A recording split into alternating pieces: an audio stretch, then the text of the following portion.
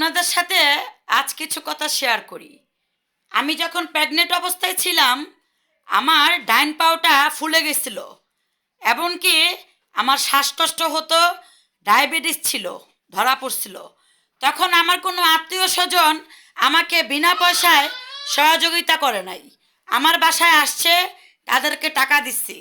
যখন আমার সন্তানেরা না খাইয়াছিল, তাদেরকে একবেলা ভাত দিতে পারে নাই। যখন টাকা দিছি, তখন আমার জন্য ভাত নিয়ে গেছে। যখন মেডিকেলের সিজারের রুমে পড়েছিলাম, তখন আমার 10 টাকা দিয়ে কেউ সাহায্য সহযোগিতা করে নাই।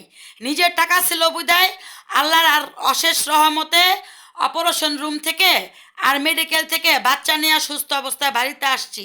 কিন্তু বাড়িতে আসার পরও কোনো আত্মীয় স্বজনের সাহায্য সহযোগিতা পাই নাই। একবেলা ভাত বা একদিনের জন্য যতক্ষণ দিচ্ছি টাকা পয়সা, গাড়ি ভাড়া, রিক্সা ভাড়া, ততক্ষণ মনে করেন আমার বাসায় আসছে, তার আগে আসে নাই।